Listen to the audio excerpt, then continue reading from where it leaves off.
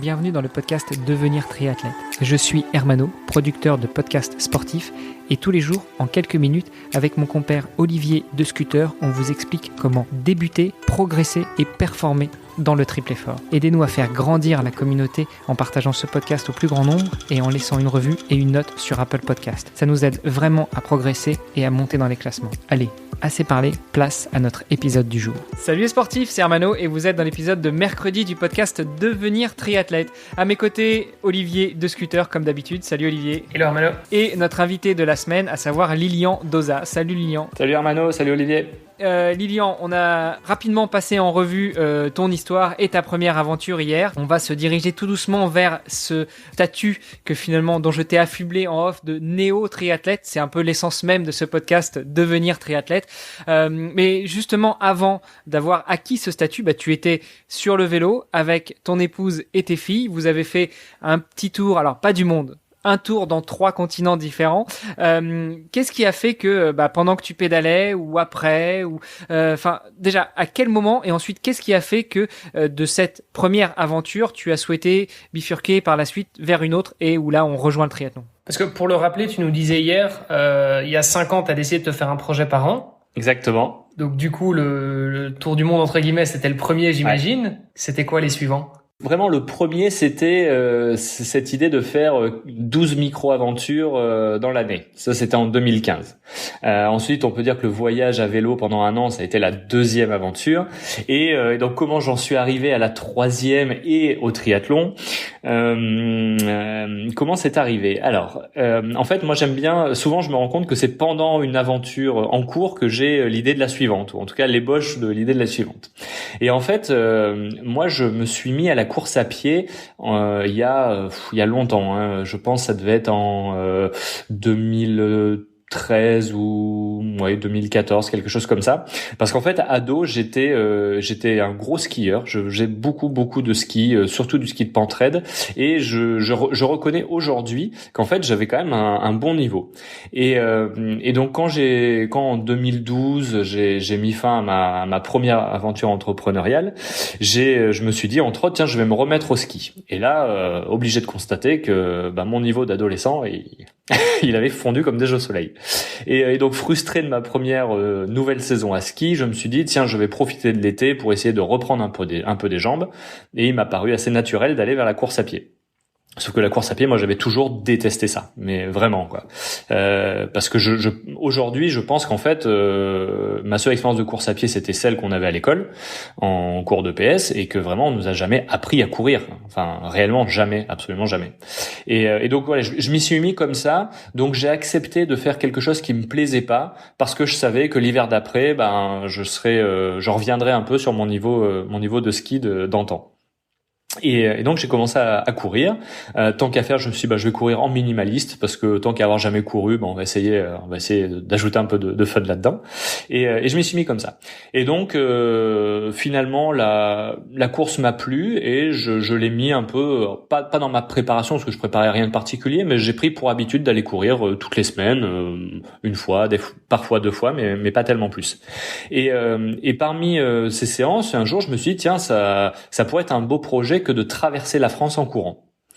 Mais bon, comme ça, sans me dire je le ferai, mais je me dis il y a bien quelqu'un qui a dû faire ça, ou ça doit se faire, et puis bon, voilà, j'en suis resté là. Et donc je fais une avance rapide. On est vers la fin de cette année de voyage à vélo, et on a passé donc une année à 4. Mais vraiment à 4 tout le temps, c'est-à-dire que 24 heures sur 24. Alors, rappelle-nous l'année. Donc en 2016. Donc pendant toute l'année 2016, 24 heures sur 24, on est ma femme et nos 2 filles à maximum 10 mètres les uns des autres en permanence. C'est pas ça qui t'a donné envie de courir du coup? Non, c'était autre chose. Non, ça m'a pas donné envie de courir, mais, et ça on le reconnaît tous les deux avec ma femme, même si cette année a été absolument incroyable, extraordinaire et absolument géniale, on est obligé de reconnaître qu'à la fin, on avait envie d'avoir un peu de temps tout seul. Et enfin voilà, ça se comprend, hein. Tu passes une année avec tes enfants à ne parler finalement aucun langage d'enfant quasiment, parce que t'es pas dans ton pays, t'es dans un pays où tu parles pas la langue. Les autres adultes que tu croises, tu fais que les croiser. Tu les vois pour une soirée, tu les vois pour 2 heures, mais t'as pas le temps de construire une relation et d'échanger. Donc finalement, le seul adulte que tu as en face, c'est ton conjoint, et ensuite, le reste c'est tes enfants. Donc il y a un moment, voilà, t'as envie de retrouver autre chose, et dans ce autre chose, il y avait aussi pour moi l'envie de faire quelque chose tout seul. Et donc sur la fin de ce voyage, on était en Thaïlande, dans le sud, on faisait les derniers jours de vélo, et cette idée de traverser la France en courant m'a retraversé l'esprit. Et je me suis dit, tiens, pourquoi pas mettre ce projet sur pied finalement. Donc j'ai commencé à regarder les cartes, et je voulais une distance, enfin un tracé un peu original. Et le tracé qui a retenu mon attention, c'est l'idée de tracer la plus longue ligne droite possible à travers la France sans jamais toucher la mer, sans jamais traverser la mer. Et donc cette ligne, elle part de Port-Spoder près de Brest et elle va jusqu'à Menton. Ça fait 1083 kilomètres, et tu peux prendre la France dans tous les sens. C'est la plus grande longueur que tu peux faire. C'est pas un Lille-Marseille, c'est Port-Spoder-Menton. Ça fait 1083 kilomètres si tu vas tout droit. D'accord, mais donc à vol d'oiseau alors. À vol d'oiseau, exactement. Voilà, ce qui veut dire que ça fait plus en vrai, parce que le faire tout droit, c'est très très compliqué. Et donc rapidement, pendant que j'avance à vélo, je fais mes calculs, je me dis on va rentrer en début d'année. Si je dois faire ça, c'est probablement à l'été ou au printemps, et je dois en plus reprendre une activité professionnelle. Donc concrètement, si je dois me préparer, plus prendre quelques semaines pour faire ce projet, repartir professionnellement, ça va être compliqué. Par ailleurs, de la course, j'en ai pas fait depuis des mois. Enfin, voilà, je me dis, ce projet est certainement réalisable, mais certainement trop long à préparer et à réaliser. Et donc, j'essaie de voir comment je peux, autour de ce projet, construire autre chose. Comme je suis en train de pédaler sur mon vélo, je me dis, une manière d'aller plus vite, ça serait évidemment de faire du vélo, mais j'ai quand même envie de courir. Et donc, quand je pense course à pied, vélo, je me dis, tiens, si je rajoute de la natation, tout d'un coup, ça fait un triathlon. Et donc l'idée naît comme ça, et donc je reprends mes 1083 kilomètres, j'applique une règle de 3 avec les ratios de l'Ironman, et je me dis banco, le projet c'est ça, je vais traverser la France en triathlon. Comme ça, le plus gros ça va être du vélo, donc ça va aller vite. J'aurai une grosse section de course, mais que je pourrais quand même gérer sur quelques jours. Et puis la nage, je pourrais le faire entre 1 et 3 jours probablement. Puisqu'une fois que je divise ces 1083 kilomètres et que je les fais en vrai, donc c'est-à-dire qu'effectivement on suit pas une ligne droite, mais on va louvoyer autour. Finalement, je crois que j'ai fait à peu près 1200 kilomètres de vélo, 230 kilomètres de course à pied et 21 kilomètres de nage. Donc ça c'est ce qui a été mesuré à la fin, et donc ça je me dis voilà, ça effectivement je dois pouvoir le faire en quelques jours, et je me dis allez, on rentre à Noël 2016, je crois que je suis parti, je crois que je me suis dit mai ou début juin, je sais plus, bref je me dis voilà, dans 6 mois je prends le départ de ce triathlon. À ce moment-là, toi, tu courais toujours 1 ou 2 fois par semaine maximum? Alors non, je courais plus du tout, parce qu'on était en plein dans notre année de voyage à vélo. Là, tu courais plus du tout. Okay. Donc tu courais plus du tout. Tu faisais du vélo fatalement, mais un vélo de 100 kilos. Et tu nageais aussi un petit peu, quoi? Pas du tout. Ok. Et tu t'es dit, dans 6 mois, je traverse la France. Non seulement je nageais pas du tout, mais je savais nager, mais pas le crawl. Ah oui, donc voilà. à moitié, quoi. Exactement. Je savais nager comme tout le monde, quoi. Je savais pas me noyer, quoi. Mais nager le crawl, incapable, puisque j'ai jamais réussi à coordonner en fait les bras et les jambes.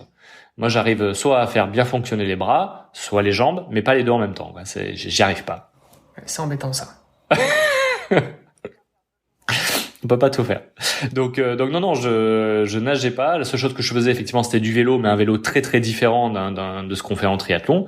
Et la course à pied, non, il y avait pas moyen d'en faire. Donc c'était pas possible. Par contre, sur les dernières semaines du coup de notre voyage à vélo, je profitais à chaque fois qu'il y avait une piscine ou qu'il y avait la mer à proximité pour aller nager, mais vraiment dans un but un peu d'affronter mes peurs, de me dire mon Dieu, je vais jamais y arriver. Va vérifier que tu sais toujours nager, quoi. Alors, et comment tu prépares alors? Parce que tu te donnes 6 mois, c'est quand même ambitieux. Ouais. 6 mois pour te préparer. Comment t'as fait? Mais avant tout physiquement. Ouais, donc effectivement, c'est ambitieux. Alors le premier truc, c'est que je me suis tout de suite remis à la course à pied en rentrant. Parce que ça, c'est facile à faire et par chance, si je puis dire, on est rentré donc à Noël, donc j'ai repris la course à pied 1er janvier, quoi. Donc dans des conditions dures et donc du coup, au-delà de travailler le physique, déjà tu travailles le mental, quoi. Moi, mes séances de course à pied, je les fais en général le matin. Donc, je pars vers 5h30. Donc, 5h30 en janvier, il fait noir, il fait froid et tu rentres, il fait toujours noir, il fait toujours froid. Pour un peu, il pleut. Donc, au niveau prépa mental, t'es bien, quoi. Tu travailles vraiment le mental. Même si en termes de perf physique, c'est pas forcément le top, mais c'est pas grave. Moi, je visais surtout la préparation mentale puisque je savais, en me lançant dans ce défi, dans le contexte dans lequel j'étais, et de toute façon c'est pas ma philosophie, je n'allais pas aller chercher une performance, j'allais pas chercher un chrono. Mon objectif c'était vraiment de le faire, quel que soit le temps. Et tu avais un coach? Alors non, j'avais pas de coach. J'avais pas de coach et alors je veux pas dire tant mieux, mais je sais que j'ai par contre parlé à beaucoup de gens. Et en particulier sur la nage, où tout de suite j'ai essayé de parler à des nageurs, mais des nageurs longue distance. Je ne voulais pas parler à des nageurs triathlon, puisque moi, ma distance, c'était 22 km. Donc je pressentais bien que on parlait pas de la même chose, on parlait pas de la même discipline.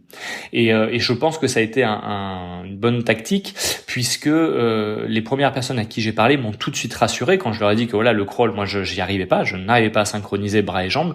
Tout de suite ils m'ont dit mais de toute façon les jambes elles ne servent à rien. Sur de la longue distance, les jambes, tu les laisses traîner. Il faut même pas essayer de les faire les utiliser. Tu vas cramer de l'énergie pour rien, alors que l'énergie, il faut que tu la gardes pour te réchauffer. Par ailleurs, ils m'ont tout de suite dit, tu vas nager dans de l'eau de mer et avec une combi. Donc, en termes de flottaison, t'as même pas besoin de chercher à faire plus. Donc ça m'a tout de suite rassuré. Et du coup, toutes mes séances de natation que j'ai faites à partir de ce moment-là et jusqu'au triathlon, je les ai faites sans jamais mettre les pieds, quoi. Et du coup, j'ai vraiment pu me concentrer sur comment je fais avec les bras, je fais un beau mouvement de bras, je tiens la distance, etc., etc. Donc ça, je l'ai vraiment travaillé. C'est vraiment la partie qui me faisait la plus peur. Quelque part, le vélo, je savais que ça se ferait. Je l'ai pas préparé.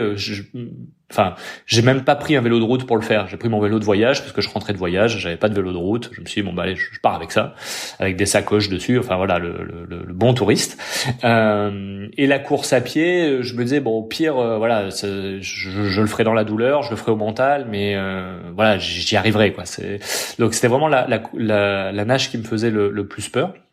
Et donc je me suis vraiment attelé à baser mon entraînement surtout sur la natation combinée avec du vélo et dans des conditions plutôt difficiles. J'entends par là froid, faim, fatigue, voilà, plutôt dans ces conditions-là. Et donc ça c'est pour ta préparation physique et mentale. En termes de logistique, du coup, comment est-ce que ça se passait? Est-ce que tu comptais partir tout seul? Tu comptais avoir l'assistance? Tu comptais dormir où? Attends. Je me fais le maître du temps. On grappille sur l'épisode de demain. Donc, ce que je vous propose, c'est que, on donne un peu l'eau à la bouche à nos auditeurs et puis on se retrouve demain pour l'épisode suivant où justement on parle de cette préparation de ton défi. Ouais, de néo-triathlète. Ça marche? Ça marche. Très bonne idée. Ok, à demain. À demain. À demain. Vous avez apprécié cet épisode? Alors, taguez ohana_tri sur Instagram et si ce n'est pas déjà fait, laissez un commentaire sur Apple Podcast.